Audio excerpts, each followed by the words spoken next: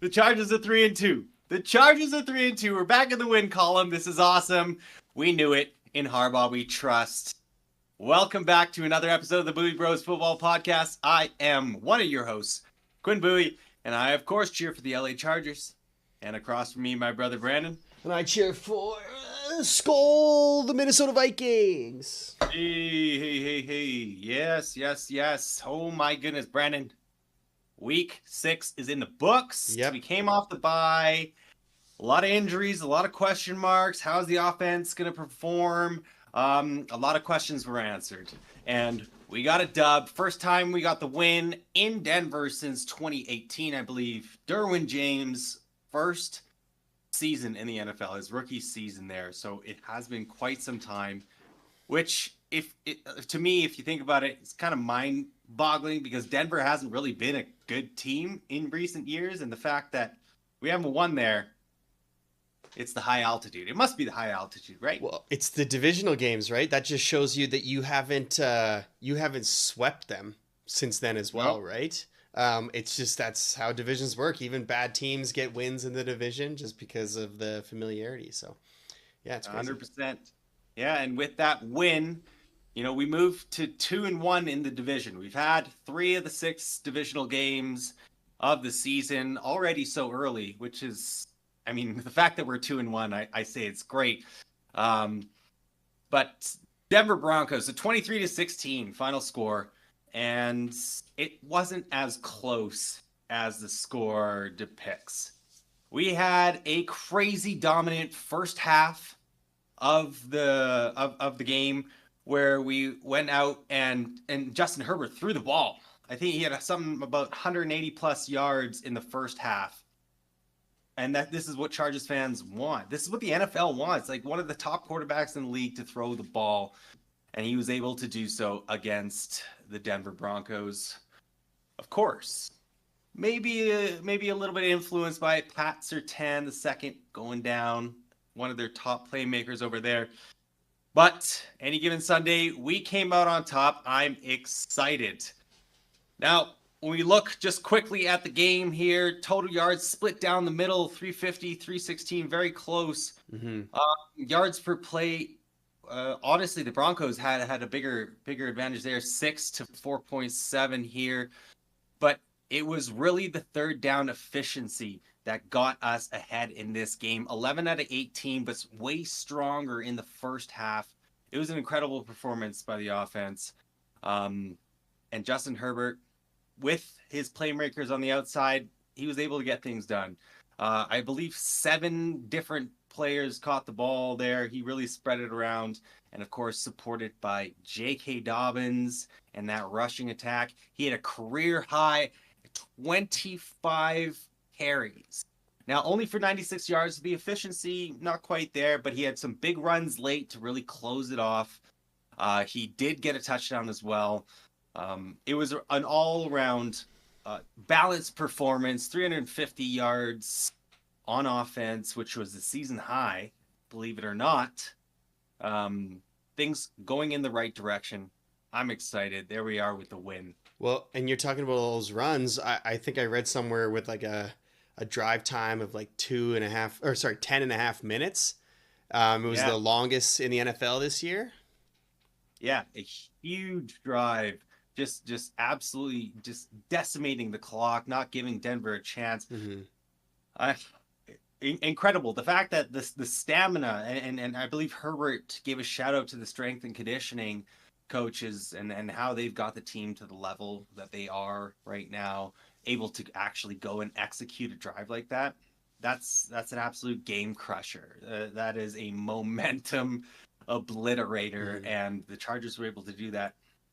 Pretty cool. 23-16, Harbaugh type of win. That rough, rugged, run down the clock type of game. Hey, a win's a win. And I'm happy to be 3-2 and second place in the AFC West. 3-2, second place. It's all good. Also, some health concerns. Well, you usually give us injury updates, but there's some other health concerns. Yes. Injury updates a little bit different this week. We're not talking about a player, and Jim Harbaugh had a scare there with his heart. He an atrial flutter, I believe. Yeah, atrial flutter. So a type of arrhythmia, and so an irregular heartbeat, where he's apparently been dealing with this for quite some time. But the last episode that he had was 12 years ago, in 2012, when he was coaching for the San Francisco 49ers. He briefly went to the blue tent, back to the locker room, but was able to finish out the game. The players knew it. The players, the interviews post game, yeah, you can't stop him from playing, from being a part of football, and where, of course, health concerns absolutely important. We need to pay attention to, but this guy is all in for the LA Chargers. What a beast! And him fighting through this, he's going to be wearing a heart monitor for the next 2 weeks. But he was able to come back out, lead this team to a victory, and all the best. Hopefully, a recovery. I'm not sure if a recovery is the right word in this case, but he's dealt with this before. Take some blood thinners, make sure that doesn't get the heart to spike too high. I think he's gonna be fine. Tough son of a gun over there in Jim Harbaugh and the Harbaugh brothers. Yeah. And what a unit too. You were the one who told me that John actually left his presser after the Ravens win to make sure to check on Jim, and that's the family unit. That's exactly what these coaches instill in these teams, and it's shown for the Ravens, and it's starting to show for the Chargers. It's awesome, and I'm glad that Harbaugh is doing well right now. Yeah, me too. Yeah, it's good. No, but it was part of this game is. Oh, go ahead. Sorry, I was just gonna say it was a good game. Like it was the game that was preached by Harbaugh himself, by everybody who watched him at Michigan, everybody who's a fan of the Chargers. Him coming in, this is exactly the type of game that he's known for. That he wins. It's not these like hard fought, these grimy games that he loses. Like he wins these games. These are his bread and butter. So it was kind of cool to see it all in action again, especially after the bye week. He kind of missed some Chargers football, and so it was good to see. Yeah, 100%. And like I said last week, I dreaded the early bye when we learned that we had that, but it came at the perfect time for this team, and onward and upward. Holy moly, let's go! But another thing that this game really showed all of us is that the Chargers have built a team with depth. They had players, all the injuries, and Asante Samuel Jr., who went on IR just like right after the bye week, and that was a big question that a lot of fans had. It's like, what happened? Because Harbaugh is so hush hush with the injury situations, we don't quite know what happened, but he was practicing in full on Friday, and then he's on IR the next day, and we still don't quite have the picture. Along with Gus Edwards going on IR, but we had a depleted unit, especially in the secondary. It was tough, but Elijah Molden comes up with an interception. Tier Tart.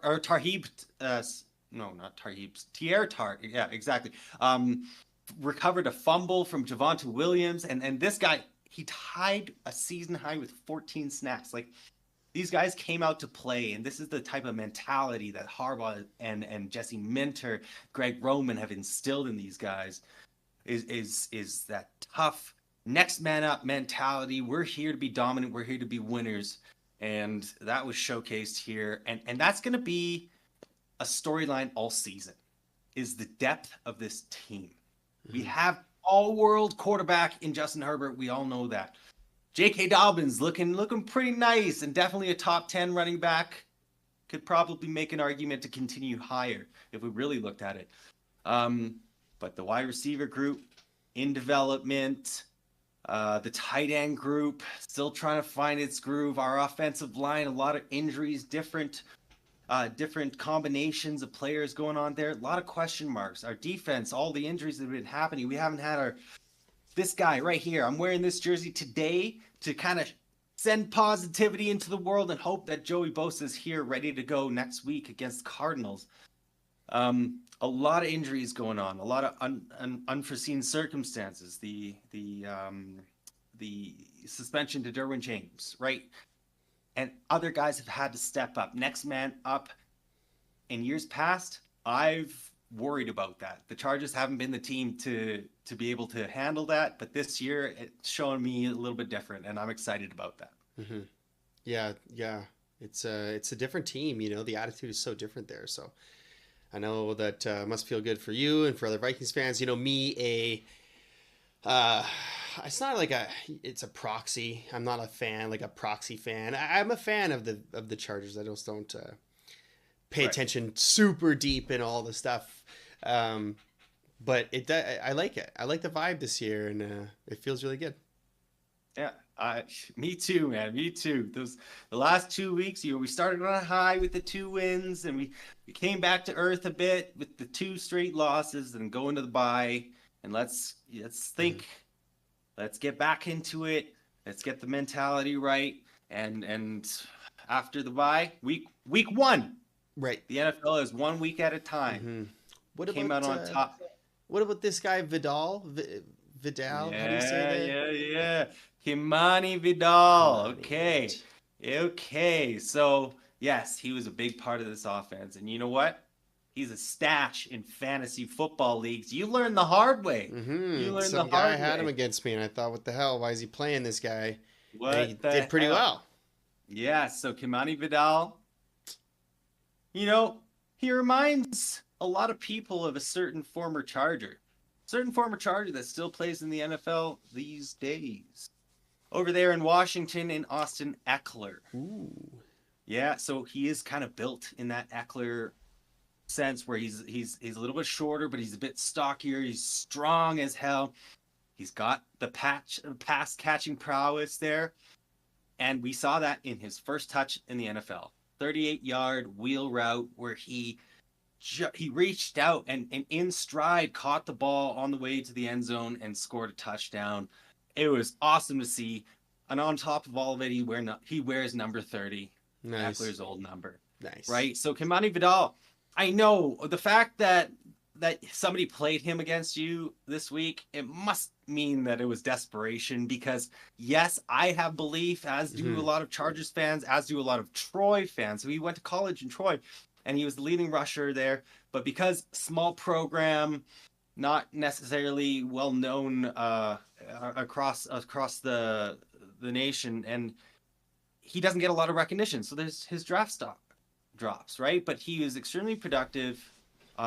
Big, strong guy, and he was working on his pass protection. Like he's gonna be the whole package. And with Harbaugh leading the way, that's why Chargers fans who play fantasy football really knew that if he got the opportunity, and unfortunately, in circumstances that we didn't want, with Gus Edwards going to the IR, but this is his chance, and he showed up and he showed well.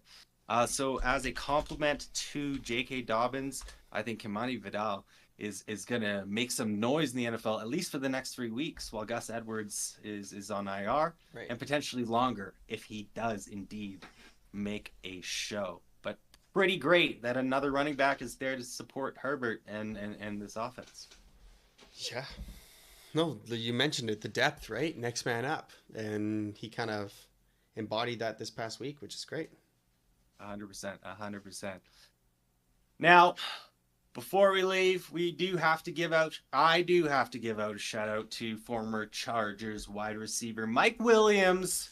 He's getting some flack in the media in the last day or so because of what happened at the end of the Jets-Bills game on Monday night. Yeah. Hey, that was a crazy play. Like the chat was going crazy and like what an interception that was made. Mike Williams apparently ran the wrong route, but the ball was right there at the end. It's unfortunate, but I know he's going to bounce back. He's apparently on the trade block now that Devontae Adams has shipped out of the AFC West. Woo. Well, they mentioned it in the broadcast yesterday too, because it wasn't just that last play. He had another drop earlier, and they mentioned it saying, you have to build trust with Aaron Rodgers. He just doesn't give it out. And that was right after Mike Williams made a poor play. And then to end the game, another possible screw up, whatever happened there, another miscommunication, so there's no trust. And then news breaks, Davante Adams traded. And it was like, okay, Mike Williams, he dug his own grave, maybe. You just in one game, so. Maybe. And you know what? Vikings, Chargers, there are a lot of connections between the two organizations. We've talked about this before. But just like you signed a player who was on your roster, or sorry, traded for a player who was on your roster last year in Cam Akers, maybe we trade for the same with Mike Williams. But this time we get a cheaper salary and boom. Yeah, I wonder what his deal is like right now. I really don't know. Because I don't think it's the same deal. It's not. It is not. He was getting paid like 30 mil or something, wasn't he? Or 25 or something? It was less. It like he's making less than 20 mil a year. I know that. But his old deal was pretty high, wasn't it? His old deal was 20 mil a year. Oh, 20. Okay, yeah. Yeah. But there we are. Hey, Mike Williams, listen. You've been amazing for the Chargers organization, the Chargers fans in the last little bit. It would be great for you to come home. We need that deep threat. Absolutely. Justin Herbert's going to make that throw. You know it. And he made some throws over the weekend. Oh, it's exciting. Come back home. LA Chargers, we get the dub in Denver. Incredible. On to next week. On to the Arizona Cardinals in week 7. But thank you so much for joining us this week. If you do like what you're listening to, or if you're a Chargers fan, a Vikings fan, NFL fan in general, please subscribe to the channel. It really does help us out. Like the video. Hit the notification bell. So you don't miss any of these videos, updates, recaps, previews, all NFL talk. Brandon, why don't you send us off? Yeah, do everything that he said. Also watch football. It's a big one too. Watch these games. You should do that. Watch these games so you know if we're talking out our ass or if we're spitting the truth. But anyways, everybody have a good week. And Skol Bolts. That's right. Skol Bolts. Skol Bolts. Peace.